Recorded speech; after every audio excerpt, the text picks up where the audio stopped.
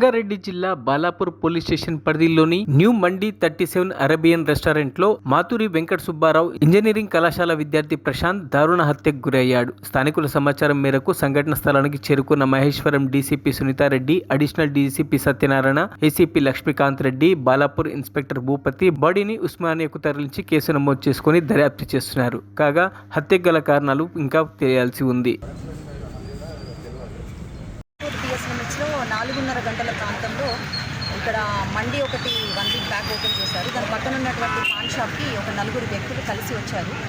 తర్వాత వాళ్ళు నలుగురు వాళ్ళ ఇంటర్నల్గా వాళ్ళు గొడవ పెట్టుకున్న తర్వాత అందులో ఒక అతను చాకు తీసేసి ఒక వ్యక్తిని పొడిచి తర్వాత ఆ ముగ్గురు పారిపోయారని చెప్పేసి మాకు ప్రాథమికంగా ఇన్ఫర్మేషన్ వచ్చింది.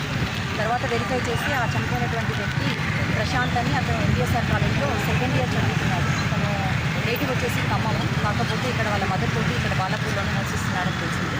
సో ఎవరైతే పారిపోయిన వ్యక్తులు ముగ్గురు ఎవరైతే ఉన్నారో వాళ్ళని ఇమీడియట్గా ఐటీ సెల్ ఎస్ఓటీ వీళ్ళందరినీ ఇక్కడ ఫీల్డ్కి సిటీసారి పంపించడం జరిగింది. సో మేము ఇన్వెస్టిగేషన్ చేస్తున్నాం. ఇమీడియట్గా టీమ్స్ ఫామ్ చేసేసి వాళ్ళని కస్టడీలో కూడా తీసుకుంటాం.